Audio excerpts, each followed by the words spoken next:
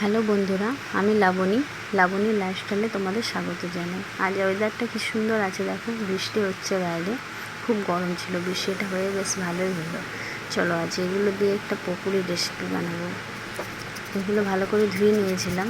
এবার এগুলো বেশ ভালোভাবে কেটে নিতে হবে, একদম কুচি কুচি করে কেটে নিতে হবে। চাকু দিয়ে কাটবে, পেস্ট করার কোনো প্রয়োজন নেই।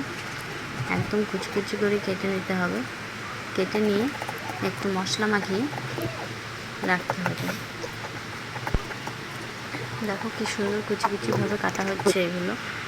এগুলো কেটে নেওয়ার পর, এই যে কাটা হয়ে গেছে, কেটে নেওয়ার পর নুন হলুদ বাকি যে মশলাগুলো দিতে হয় সেগুলো দিয়ে বেশ ভালোভাবে একটু মাখাতে হবে। তারপর বেসন দিয়ে একটুখানি জল দিতে হবে, কারণ বেশি জল দিলে একদম পাতলা হয়ে যাবে, সেটা ভালো পকোড়ি বানানো যাবে না। তাই একটু জল দিতে হবে। এই দেখো মশলা মাখানো হয়ে গেছে। এবার বেসনটা দেওয়া হবে।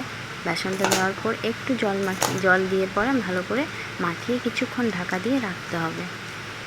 কিছুক্ষণ রাখার পর এটাকে গরম তেলে ভালোভাবে ছেঁকতে হবে। দেখো বেসনও দেওয়া হয়ে গেছে। এই যে মাখিয়ে কিছুক্ষণ ঢেকে রাখা হয়েছিল, এদিকে কড়াই চাপানো হয়ে গেছে, তেলও গরম হয়ে গেছে। এবার পকোড়িগুলো আস্তে একদম ছোট ছোট করে ছাকতে হবে। হ্যাঁ দেখো বেশ ভালোভাবে ছাকা হয়ে গেছে, একদম লাল লালভাবে হয়েছে। দেখো একদম বেশ ভালো খরা খরা হয়েছে, লাল লাল।